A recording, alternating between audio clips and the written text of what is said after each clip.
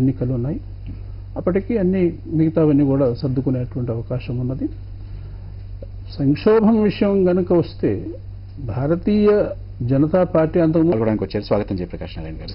జయప్రకాష్ నారాయణ గారు, ఇవాళ శాసనసభలో దళిత క్రిస్టియన్స్కి ఎస్సీ హోదా కల్పించాలనేటువంటి తీర్మానం ప్రవేశపెట్టారు. భారతీయ జనతా పార్టీ వ్యతిరేకించింది, మిగతా అన్ని పార్టీలు కూడా సమర్థించారు. మీరు కొంత రిజర్వేషన్స్ ఎక్స్ప్రెస్ చేశారు. నేను దాన్ని వ్యతిరేకించాను. దళిత క్రైస్తవులకి న్యాయం జరగాలన్నది పూర్తిగా సరైనటువంటి వాదన.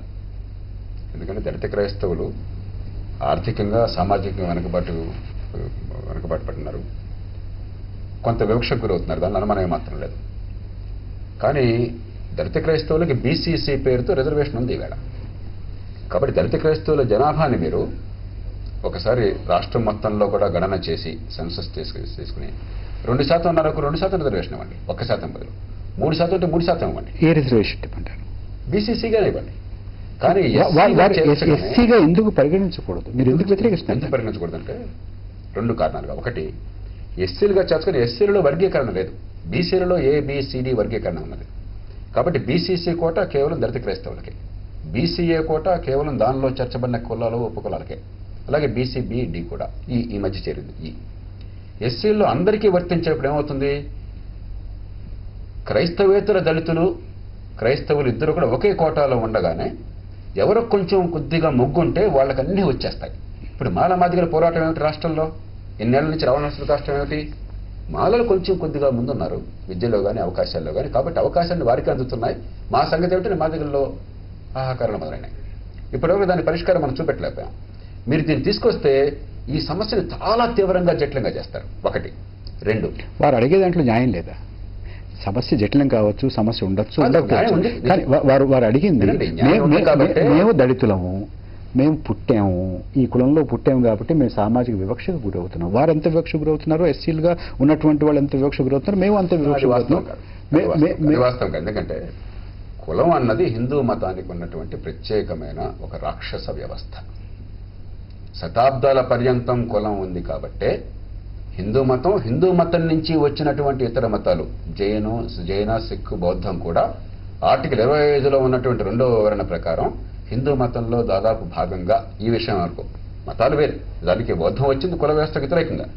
కానీ ఈ సమాజం నుంచి రావడం చేత ఈ సమాజంలో ఉన్న జాడ్యాలన్నీ దానిలో కూడా వచ్చేసినాయి. కాబట్టి కానీ ఇవి సెమాటిక్ రిలీజియన్స్, బయట నుంచే వచ్చినవి, ఎగాలిటేరియన్ రిలీజియన్స్, అసలు కులం నీడ లేకుండా వచ్చినవి. ఎంతో కొంత ఈ సమాజ ప్రభావం దాని మీద ఉంటుంది. కాబట్టి వారి రిజర్వేషన్లు కావాలి. సమ్మయ్యగా పుట్టాడు, పుట్టిన తర్వాత 25 ఏళ్ళు వచ్చిన తర్వాత క్రిస్టియన్గా కన్వర్ట్ అయ్యి స్టీఫెన్ అయ్యాడు. దళితుడు కాకుండా పోతాడు. వినండి ఒకసారి. అందుకే దళిత క్రైస్తవులకి జనాభా ఎంతుంటే అంత శాతం సీట్లు రిజర్వ్ చేయండి అంటున్నాను నేను.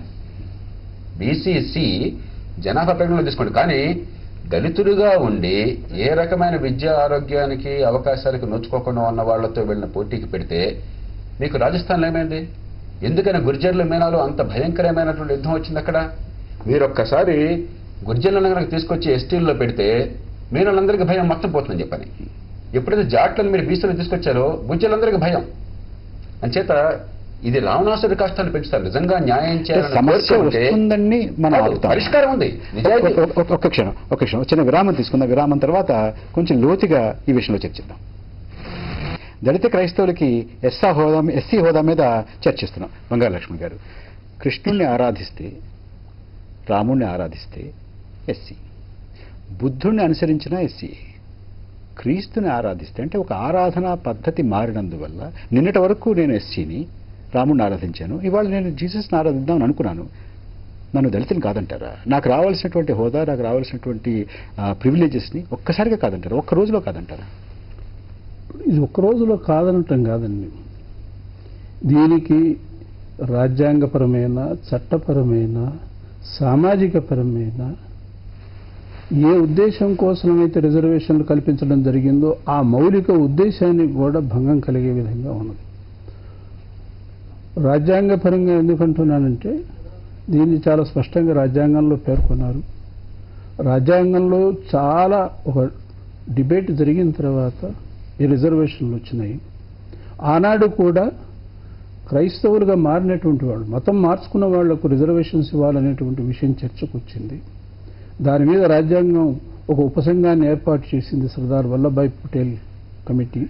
ఈ సబ్ కమిటీలో అన్ని మతాల వాళ్ళు ఉన్నారు. వాళ్ళందరూ కలిసి ఇచ్చినటువంటి రిపోర్ట్ను ఆధారంగా చేసుకుని ఆనాడు రాజ్యాంగ సభ ఇది ఎవరైతే అంటరానితనానికి గురైనటువంటి వాళ్ళు ఉన్నారో, ఎవరైతే సామాజిక వివక్షతకు గురైనటువంటి వాళ్ళు ఉన్నారో వాళ్ళకి రిజర్వేషన్స్ ఇవ్వాలనేటువంటి విషయం రాజ్యాంగ సభ తింది. దాన్ని అనుసరించే అనేక సందర్భాల్లో సుప్రీంకోర్టు కూడా ఈ విషయాన్ని ధృవీకరించింది. సుప్రీంకోర్టు అనేక సందర్భాలు చాలా దీని మీద వాల్యూమ్స్ ఆఫ్ జడ్జిమెంట్స్ ఉన్నాయి దీన్ని ధృవీకరించడానికి. నా ప్రశ్నకు సమాధానం రావట్లేదు. నేను చెప్తున్నాను, రాజ్యాంగపరంగా ఇది కాదు. చట్టం దీన్ని పార్లమెంటు చట్టం చేసి ఉన్నది చట్టపరంగా కూడా కాదు. ఇప్పుడు ఆర్గ్యుమెంట్ ఏంటంటే బౌద్ధం తీసుకుంటే మీరు రిజర్వేషన్స్ ఎక్స్టెండ్ చేస్తారు, జైనులైతే చేస్తారు, లేకపోతే వీళ్ళందరినీ కూడా ఇందాక వారు చెప్పినట్టుగా ఆర్టికల్ 25లో వీళ్ళందరూ కవర్ అయ్యారు. హిందూ అన్నటువంటి పదానికి వ్యాఖ్య ఏమిటో దాంట్లో ఎక్స్ప్లెనేషన్లో ఇవన్నీ కూడా ఇచ్చారు. Hindu means Buddhist, Jain, Sikhs అనేటువంటి విషయాన్ని చాలా స్పష్టంగా చెప్పారు. అందుకనే మిగతా చట్టాలు ఏవైతే హిందూ పేరు మీద ఉన్నటువంటి చట్టాలు ఉన్నాయో, హిందూ సక్సెషన్ యాక్ట్ కానీ, హిందూ మ్యారేజ్ యాక్ట్ కానీ, లేక అనేకమైనటువంటి యాక్ట్స్ ఏవైతే వచ్చినాయో, హిందూ అడాప్షన్ యాక్ట్ కానీ, ఇవన్నీ కూడా ఈ బౌద్ధులకి, జైనులకి, సిక్కులకి అందరికీ వర్తిస్తుంది. అందులో క్రైస్తవుల్ని పేర్కొనలేదు, ముస్లింలను పేర్కొనలేదు. అందువల్ల చట్టపరమైనటువంటి ఈ ఇబ్బందులు అట్లా ఉంచి అసలు ప్రాక్టికల్గా ఆలోచిద్దాం. ఎవరైతే తరతరాల నుంచి కూడా అంటరానితనానికి గురయ్యి అనేక బాధలు ఈనాటికి కూడా పడుతున్నారో వాళ్ళ యొక్క ఒక సుదీర్ఘమైనటువంటి పోరాట ఫలితంగా ఈ రిజర్వేషన్లు వచ్చాయి. వాళ్ళు ఇప్పటికీ ఆ అంటరాని కులంగానే పేర్కొనబడుతున్నారు. వాళ్ళు ఇప్పటికీ ఆ అంటరానితనానికి గురవుతున్నారు. ఇప్పుడు వీళ్ళందరూ కూడా అక్కడ అంటరానితనం లేదని పోయినారు, గుర్తుంచుకోవాలి. అది నిజం కాదు. అది నిజం. ఇప్పుడు నిజం కాదన్నటువంటి విషయాన్ని అందుకనే సుప్రీంకోర్టు అడిగింది, కులాలు అన్నటువంటివి క్రిస్టియానిటీలో ఉన్నాయా? చీఫ్ జస్టిస్ ఒకటే ప్రశ్న వేశారు, దీనికి సమాధానం ఇప్పటిదాకా ప్రభుత్వం ఇవ్వలేదు.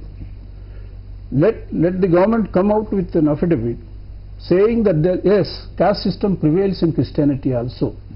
అప్పుడు ఒప్పుకుంటారా? ఏది అప్పుడు ఒప్పుకుంటారా? అప్పుడు ఒప్పుకుంటారా అన్నటువంటి విషయం వేరు. ముందు let them accept it. రెండు విషయాలు మీరు జాగ్రత్తగా గమనించాలి.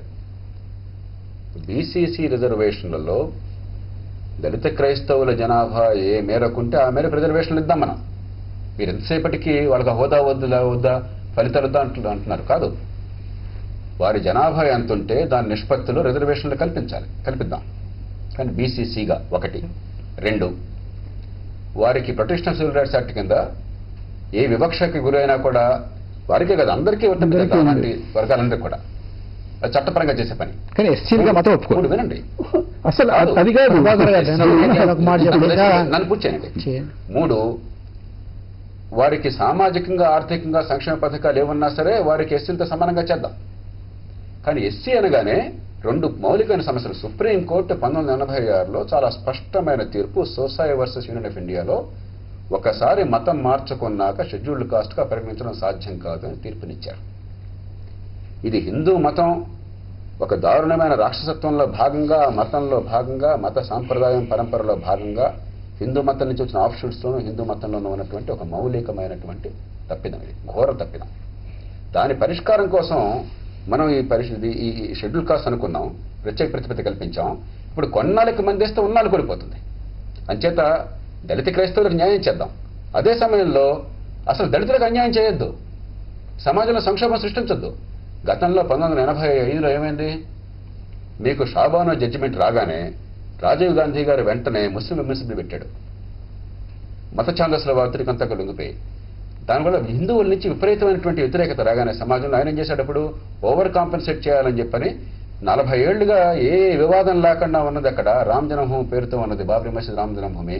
అక్కడ తాళాలు తెరిపించాడు